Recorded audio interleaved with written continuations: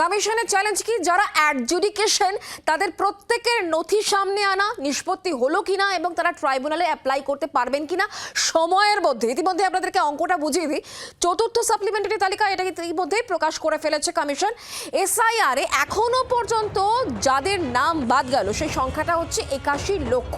Commission সূত্রে এই খবরটা আমরা পাচ্ছি। কেমন ভাবে সেটা, চতুর্থ তালিকা বেরিয়েছে, তাতে 2 লক্ষের নাম বাদ, 40 লক্ষের নথি ইতিমধ্যে নিষ্পত্তি হয়েছে। আপনারা জানেন যে আন্ডার অ্যাডজুডিকেশন হচ্ছে 60 লক্ষের কিছু, 40 লক্ষের নথি নিষ্পত্তি হয়েছে। তার মানে বাকি কত রইল? বাকি রইল 20 লক্ষ, তাদের নথি নিষ্পত্তি এখনো হওয়া বাকি রয়েছে। 45% অর্থাৎ 18 লক্ষের নাম বাদ। এটা হলো অঙ্ক, যে অঙ্কের কথা বলছে কমিশন।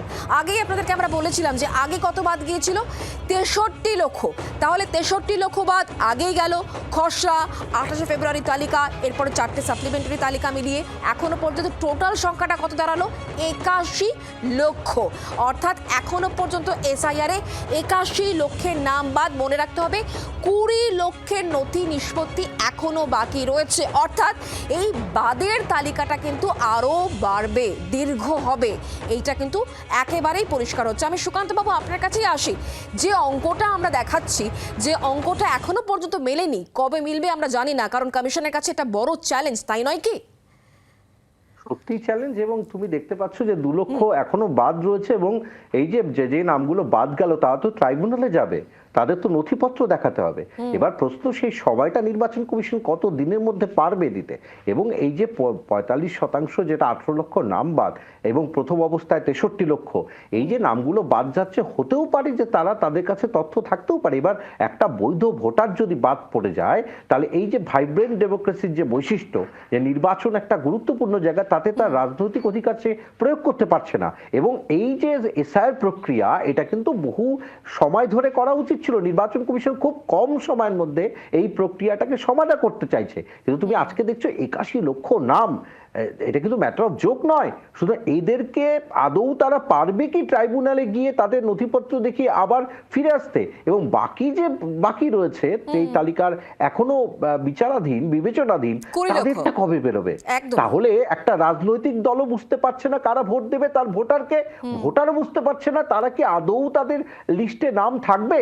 সুতরাং কাদের নাম আছে, কতজন আছে, সেই তথ্যগুলো নির্বাচন কমিশন কিন্তু বরাবরই দিতে চাইছে না, দিচ্ছে না।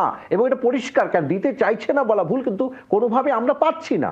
তাহলে রাজনৈতিক সাধারণ মানুষ বুঝতেই পারছে। সুকান্ত বাবু, অনেক ধন্যবাদ আমাদের সঙ্গে থাকার জন্য। আর তবে এই গোটা বিষয় নিয়ে রাজনৈতিক তরজা কি থেমে রয়েছে? না, একেবারেই না। তৃণমূল কংগ্রেস কি বলছে? তৃণমূল কংগ্রেস বলছে কমিশন একটা লক্ষ্য পূরণের চেষ্টা করছে, কোন রাজনৈতিক দলের হয়ে কাজ করছে, সেই টার্গেটে যেতে হবে। এ কথা কে বলছেন? ঋজু দত্ত, তার বক্তব্য শোনাবো অবশ্যই।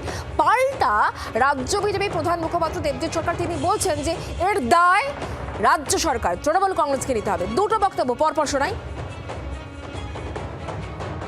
নির্বাচন কমিশন তো মালিকের টার্গেট ফলো করছে। মালিক টার্গেট দিয়েছে 1,25,00,000। মমতা বন্দ্যোপাধ্যায় ধরে ফেলেছেন চুরি।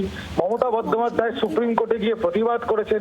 তাই 1,25,00,000 তো হবে না, অন্তত যতটা 1 কোটির কাছাকাছি নিয়ে যাওয়া যায়।